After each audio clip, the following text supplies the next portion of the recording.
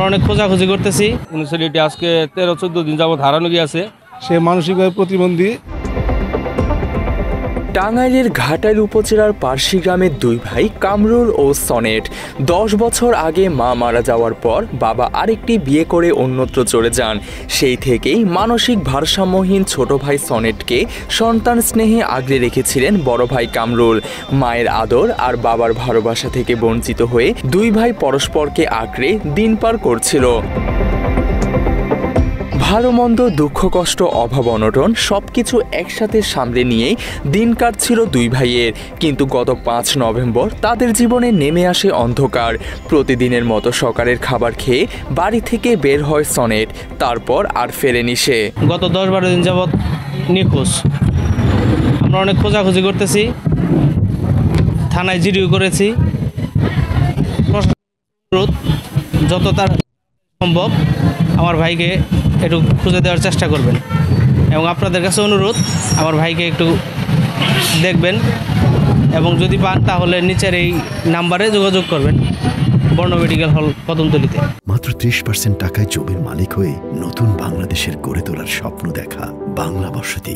সনেটকে খুঁজে পেতে সর্বাত্মক সহযোগিতা করছেন এলাকাবাসীও, তবুও তার খোঁজ মিলছে না।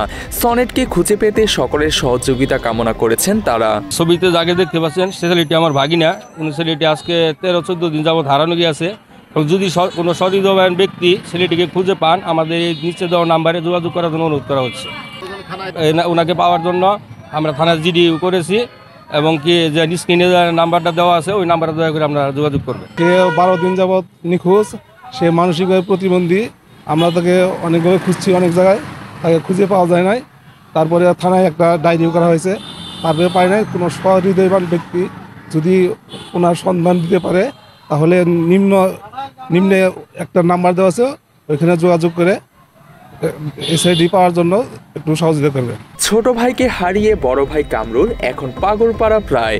শিশুর মতো ভালোবাসায় যাকে আগলে রেখেছিলেন সেই ভাইকে ফিরে পেতে এখন পোস্টার হাতে বাজার থেকে শুরু করে হাসপাতাল, থানা, বাস টার্মিনাল সবখানে ছুটে বেড়াচ্ছেন তিনি।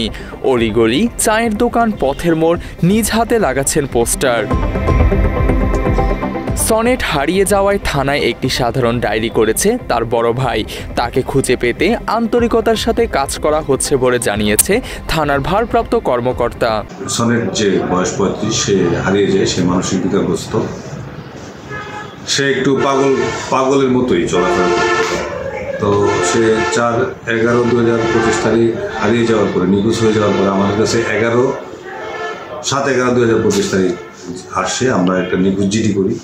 নিখোঁজ জিডি করে আমি সাব ইন্সপেক্টর আরিফ রাব্বানির নামে এন্ডোর্স করি এবং সাব ইন্সপেক্টর আরিফ রাব্বানি নিখোঁজ জিডি পাওয়ার সাথে সাথে সারা বাংলাদেশে একটা বেতার বার্তা প্রেরণ করে।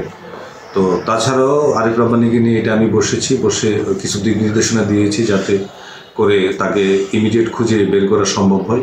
তো আমরা খুবই আন্তরিক, আমরা চেষ্টা করব যাতে তাকে আমরা আমাদের ইলেকট্রনিক্স মানে তথ্য প্রযুক্তির মাধ্যমে বা আমাদের ম্যানুয়ালি যোগাযোগের সারা বাংলাদেশের যোগাযোগের মাধ্যমে যদি তার কোনো তথ্য আমরা পাই তাহলে আমরা অবশ্যই তাকে তার পরিবারের কাছে ফেরত দিব ইনশাআল্লাহ। Desk report, Bangla addition.